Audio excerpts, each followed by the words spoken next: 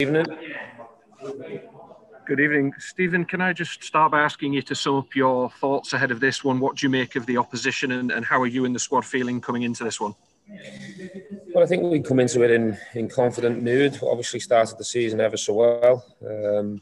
We've got majority of the squad available and fitting well and ready to go. So we come in a good place. But we've got big respect for Benfica. They've got talented players all over the squad, players that are worth an awful lot of money. They've got big experience in European competition. I'm sure they're still hurting a bit from not qualifying in the Champions League, and I'm sure they'll want to react from that and go all the way in this competition. And you can see why they're certainly one of the favourites.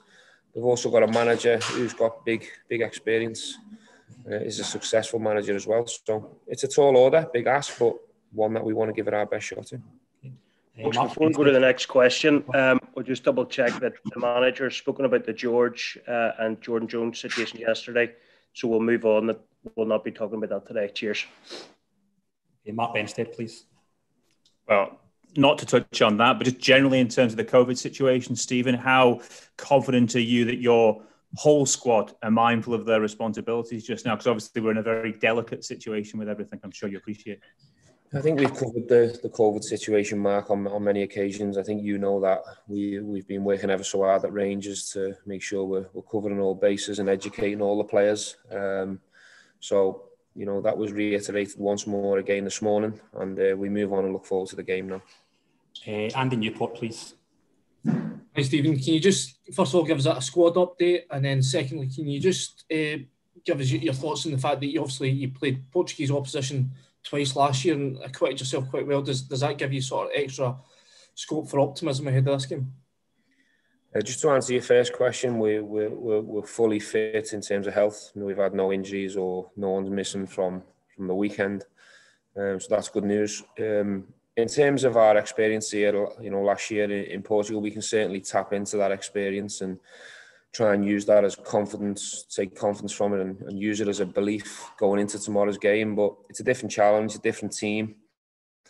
Benfica have started the strongest in terms of the Portuguese team this season. So it's a huge challenge, it's a big challenge, but for sure we're going to have to try and find a performance that was of the level of Porto and Braga if we've got any chance, for sure. David Edgar, please. Hi, Steven. Oh. Obviously the players are getting used to playing behind closed doors, but is it an extra challenge the likes of tomorrow night where you're playing in this enormous stadium? It must feel very surreal for them. I don't think it'll feel surreal.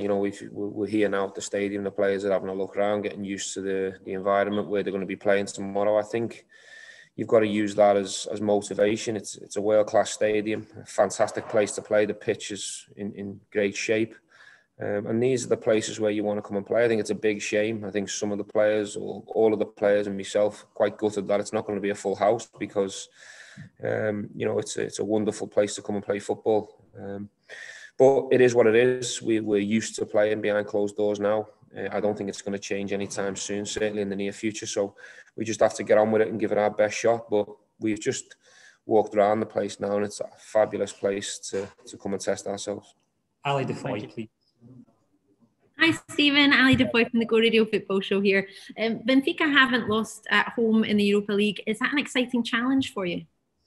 Yeah, I think records are there to be broken. I think that goes to show the size of the task tomorrow. Benfica are littered with fantastic players, international players, Brazilians, Germans, Portuguese, the Belgium internationals, Argentinian internationals. They're littered with superstars that are worth a hell of a lot of money. But, that just gets the juices flowing even more, and it just makes you want to try and get a positive result even more. The players are looking forward to this game. We've started the group stage very well, and we want to try and build on that with a positive result tomorrow. Andrew McLean, please. Hi, Steven. We've talked a lot about. Oh, there we go. We've talked a lot about the upside to having so many options in your squad, but when it comes to a big game like this, is it a bit of a challenge for you to try and juggle the squad and keep everyone happy when everyone will be so desperate to play in a game like this? No, I think everyone's professional in the squad and understands that you can only start with 11 players. The good thing is you have the opportunity to use 5 subs, which is different from previous years. I understand everyone wants to play, but I know my team, and I'll reveal that tomorrow, and I'll go with a team that I think is capable of getting the results on the day. It's horses for courses. Just because you're not playing tomorrow doesn't mean that I don't rate you or you're not a fantastic player. It just might mean that I want certain players or want to play a certain way or a certain game plan that suits certain individuals rather than others. And finally, Jordan Campbell. Hi, Stephen.